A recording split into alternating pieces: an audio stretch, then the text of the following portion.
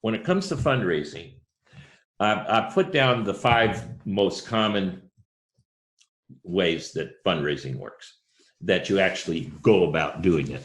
Speaking, connecting, networking. There might be another way that you would say it. Direct response, events, and love gifts. Any of us that have been in ministry, and all of us that are elders in terms of age at least, have experienced love gifts. And this is where the money just shows up and you have no idea where it came from or why it showed up. That has nothing to do with fundraising, but it also has a lot to do with it, because you didn't directly ask for that gift, yet it came in. It could be you spoke at a church and you didn't ask them to take up an offering, but they take one up. In any case, that's a love gift. Or somebody comes up and presses a check on you after you've spoken somewhere and gives you a little bit of cash and says, I want you to use this. I serve on the board of directors of the Global Trust Partnership. Right now, in its 2nd year of operation, it's going north of $600,000 in annual revenues. Should be well above that in the next couple of years. We just got a gift from Togo, $25 gift from Togo. Cost the guy $15 to send it. So altogether, he sent us a $40 gift, $15 of which was spent just getting the money to us. Seems like a waste, doesn't it? This man did that on his own because he heard Gary Hogue, who spoke to you earlier, speak about anti-corruption and how the work of the GTP can help in anti-corruption. He told a good story. This man said, this is what our country needs, and I want to be a part of it. And he gave a widow's mite gift. And he went through the effort, and he felt it was worth it to show his support of the Global Trust anti-corruption effort in his country. So he sent money. That's what we're talking about. If that man in Togo would spend $15 to send $25 to a ministry based in the United States that is setting up standards, anti-corruption standards, and fundraising standards, the community of giving and receiving, don't you think you can raise money in that same country? It's there. Remember when I taught fundraising, don't look at the size of the gift. I've participated in $150,000, $200,000 in gifts being given to that ministry in one form or another. And I will tell you that none of those gifts compare in joy to the one we got from Togo.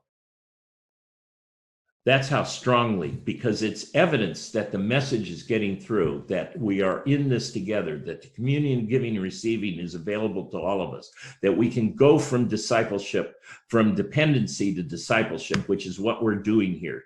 This is all about going from dependency to discipleship. So love gifts will happen. We've all experienced those. I want them on there because the more you're out there, the more you're expressed. If you read my book and you read the first story of fundraising I ever saw, it was this guy showed up with the rescue mission where I was taking some photographs, had no money and had no food, and had 100 people that they had to feed that night. And 3 o'clock in the afternoon, a guy shows up in a car with a bunch of frozen steak dinners. You can read the story there. And suddenly we had a meal that night. Now that was a love gift, but why did that love gift come in? We were in the phone book, and he was looking at places that were involved in social action. I don't know how we were listed in the phone book, probably several places, but we got out there. So in one sense, direct response, the third button down, is advertising. And in that case, phone books were something that people used. They don't use them anymore. Everybody uses Google or some other search engine.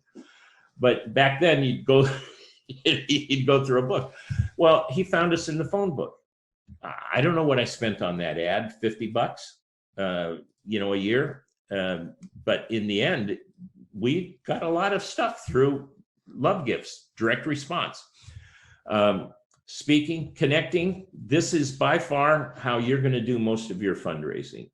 And that is everyone that's in your orbit, everyone on your staff, everyone that associates with you, all of your board members are potential connection points. Every one of your staff members need to think about who can they connect to the ministry for funding. They need to understand it for their own payroll. They need to understand it for the work of the mission.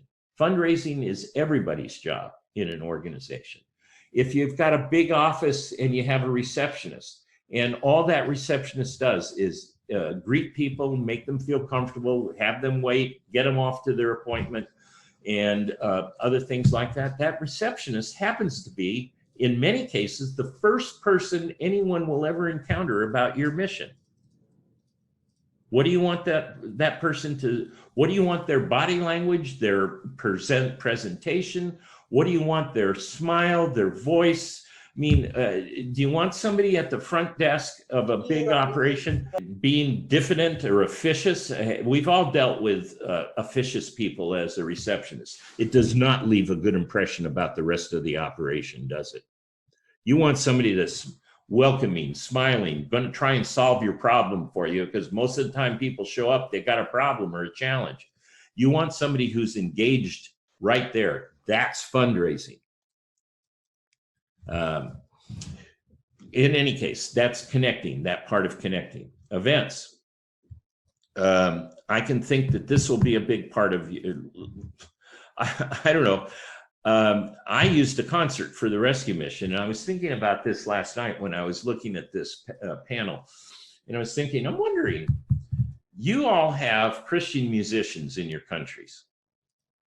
I don't care how small your church is, there are going to be some talented musicians because they're just drawn to God, they're drawn to worship, and some of them are going to be popular, and other churches are going to want to hear them. What if you put on a concert and brought these worship teams together? We once put on a concert where we brought a Pentecostal African American choir from Los Angeles with a Presbyterian choir from Orange County in California, one very formal and classical, and one, you know, with the side steps and the gospel, strong gospel rhythm. And we had a concert, and we had 3,000 people show up to hear these two choirs and the speakers. You just don't know what kind of event. I once put on a concert with a musician, very popular musician here in the United States, who's passed. His name was Keith Green, and it put the rescue mission on the map. You need to be thinking, what kind of national events can we pull together that would have both a unity theme, but be entertaining, or be something that where outsiders are going to want to come in and get to know the church? I don't know. But all of these are fundraising potentials.